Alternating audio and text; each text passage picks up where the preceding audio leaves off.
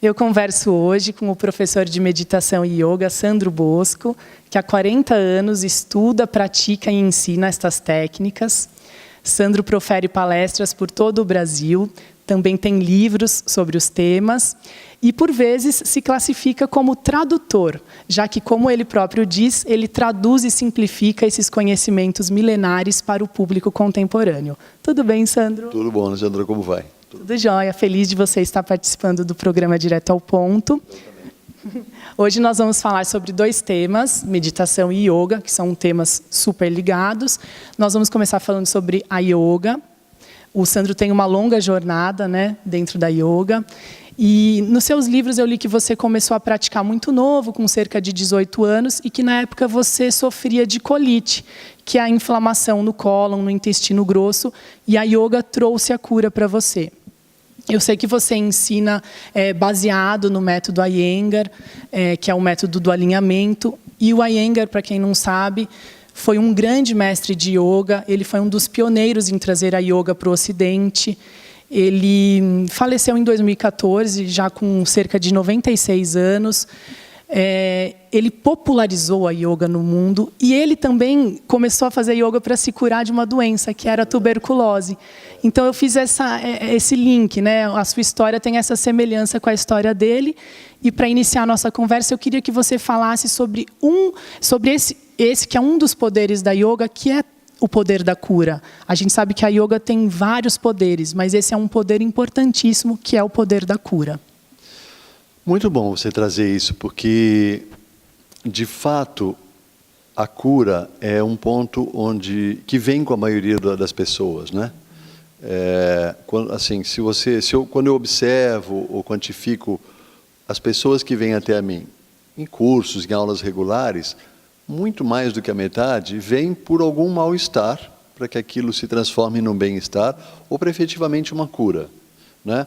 E cura a gente pode estar falando de uma dor na lombar, uma dor crônica de pescoço, que gere dor de cabeça, ou como no caso do Iyengar, uma doença que já é tratada de outra forma, a tuberculose, e que no meu caso a colite, que é uma doença de fundo nervoso, né?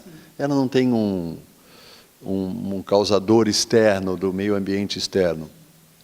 E eu acho que eu tive 2 sortes, porque eu já estava desde os 15 anos muito interessado, mas os livros que chegavam até mim eram só com muito misticismo, mas eu já estava com a colite dos 11 aos 16, e foram 5 anos com todo tipo de tentativa, né? Desde centro espírita até os melhores gastroendocrinologistas do São Paulo, e 6 meses, na verdade 5 meses do Hatha Yoga, que naquela época ainda não era baseado no método do Iyengar com o alinhamento, mas eles me curaram, assim, eles me trouxeram um grau de calma e de estabilidade interna que eu não estava vivendo. E claro que com a colite era a somatização da questão em si e a somatização de que cada alimento ia me fazer mal, né? E isso foi uma das coisas que me pegou no yoga, que me segurou no yoga, né? Porque eu demorei, mas anos depois eu comecei a ficar muito claro o quanto o yoga afastou aquilo, né? E a questão da cura é algo muito amplo, né? Muito bonito de você estudar, seja estudar de todas as formas, principalmente em você mesmo, no meu caso, em tantos alunos, porque a cura, a gente não pode dizer que a cura é algo definitivo, né? A cura é uma constante, né? Que doença que você teve ou tem, ou de pessoas próximas a você que você pôde observar, ou mesmo os cientistas ou profissionais podem testar, está curado, não é? E todos os dias também nós estamos expostos, né, a bactérias e vírus, e o nosso corpo está constantemente combatendo, né? Então a cura não é uma constante, assim como a doença não é uma constante. A recíproca é ótimo, né? É um afago, é uma respiração, é um alento de você saber, bom, então a doença também não é uma permanente, ela não é uma constante, né? Isso é a oscilação do Hatha Yoga, né? Que figurativamente ou metaforicamente, energeticamente, está lidando com as duas energias, essa polaridade de energia, né? Masculina, feminina, né? E os seus diversos órgãos com as suas diversas funções. Então, ela oscila. E por isso que o yoga não é um conceito, ele é uma prática, ele é uma experiência. E não tem fim. E não tem fim. Começou pode ir até o fim da vida. Eu acho interessante você trazer esse dado que mais da metade das pessoas que te procuram para atingir algum tipo de cura. Porque até mesmo na história do Iyengar, que eu acho bonita, ele falou que quando ele chegou no Ocidente, em 54, ele demorou até 61 para conquistar um público. Foram 7 anos fazendo demonstrações para consolidar um público.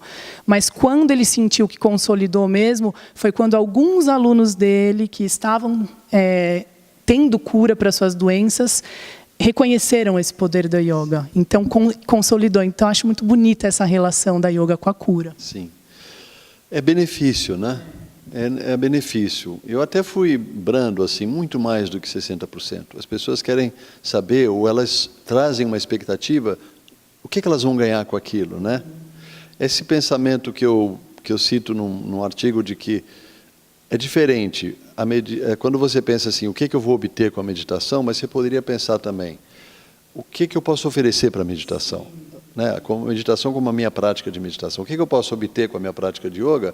Mas o que eu posso oferecer quando eu sento na frente do meu professor? O que eu posso oferecer? E para que isso não fique vago, você pode oferecer a melhor atitude, entendeu? A atitude de que você tem confiança naquele método, tem confiança naquele professor. Isso é uma atitude magnífica, né? Para quem dá uma aula, é maravilhoso você ter uma pessoa. Muitas vezes, depois de uma jornada, 1, 2 dias trabalhando com um grupo de alunos, eu agradeço pela confiança, porque é confiança, né? E a atitude de doação, ela é deliciosa, né? Maravilhosa, né? E a confiança é uma doação do aluno, né? Que é uma obediência. Você fala lá, faz isso, e a pessoa faz, né? Se estabelecem relações nobres, né? Nobres. Aqui nós temos um dos seus livros, né, que são as posturas restauradoras de yoga. E muito legal, eu li também e estou praticando. Então, tem as posturas para diversas enfermidades ou incômodos que a gente tem no dia a dia. Então, tem para dor nas costas, dor de cabeça, dor no nervo ciático, e várias posturas que podem ser executadas para melhorar. E você escreveu esse livro com base nos seus longos anos de experiência. Como que foi conceber este livro? Foi porque eu conheci o Iyengar, conheci vários mestres muito importantes para mim. Eu conheci ele em 83 e eu estava praticando no instituto dele na Índia e tinha um paraplégico bem ao meu lado, literalmente ao meu lado, e os filhos dele estavam dando a aula, ele também, mas ele parou para dar as posturas para aquele paraplégico, né? E eu achei fantástico o conhecimento de corpo que ele tinha, porque ele estava colocando o paraplégico em posturas em pé, mas de forma deitada, né? E como eu já tinha dado aula, eu tenho uma irmã que tem hemiplegia, e eu tinha estudado já isso na prática, eu falei, nossa, que conhecimento do corpo, né? Eu quero ter esse conhecimento do corpo.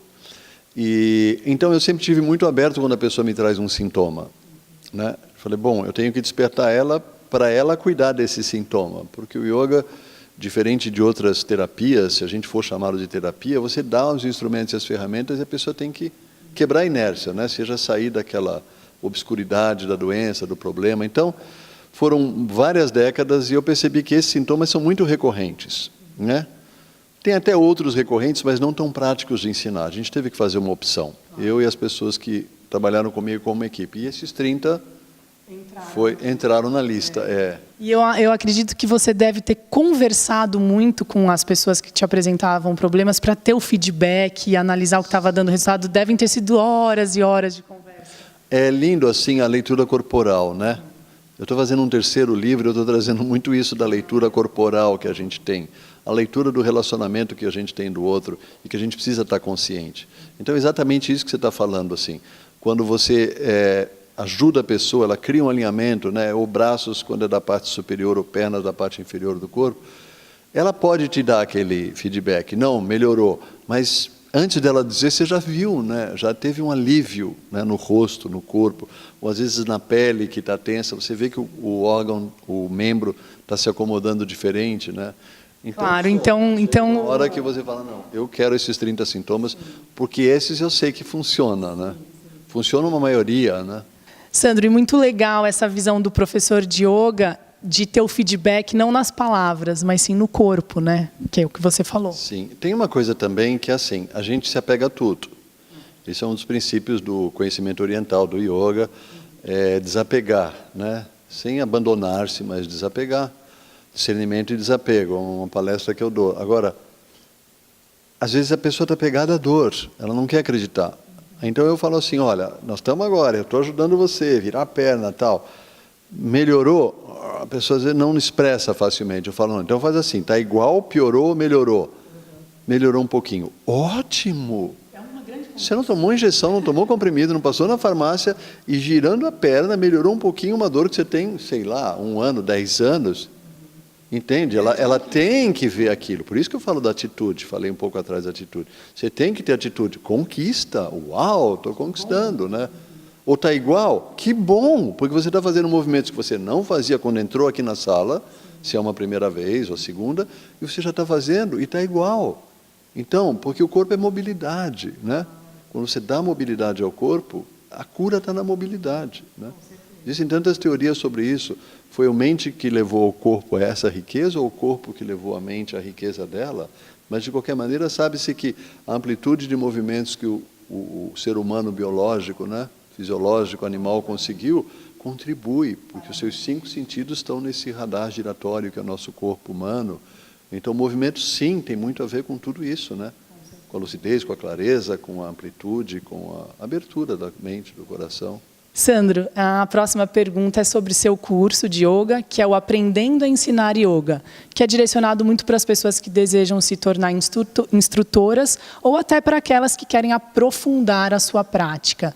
É um curso que ele já existe há muitos anos, ele faz muito sucesso, sempre está cheio o curso, e eu queria que você comentasse quanto tempo ele dura, como que são as aulas. Ele dura 3 anos. Algumas pessoas terminaram em 2 anos e meio, mas elas acabam fazendo mais um e fazem mais do que 3 anos, porque é muita coisa para trocar e para aprender, né? Porque o alinhamento com os acessórios que vocês estão vendo aqui de fundo, na imagem da câmera, eles viabilizam qualquer pessoa, sabe, com qualquer limitação corporal possa fazer os exercícios. E é uma malha de movimentos internos que você tem que assimilar. E a gente não assimila pela memória, assimila pelo cérebro, esse cérebro que está no corpo inteiro, né? Então é muito bacana, porque há saltos assim quânticos no aprendizado. Quando algumas resistências se dissolvem, você fica de ponta cabeça. E é um curso hoje, da maneira que eu assimilei o alinhamento, né, baseado nesse método, há uma ênfase muito grande, não só na técnica, como na comunicação, na didática, que é, eu digo, na expressão, né? Porque muitas pessoas fazem o curso por um aprofundamento, mas a grande maioria quer ensinar ou já é professor e quer aprimorar. E o que eu vejo, não só no meu setor, né, do yoga terapêutico, do yoga com alinhamento, mas a expressão, a comunicação é tudo. Se você tem um conhecimento e não sabe traduzir ele, né, então a gente dá um peso muito grande a essa didática, que é a comunicação e expressão, e igual ênfase à técnica. E tem saído uma excelência de trabalho maravilhosa, assim, nesses 3 anos.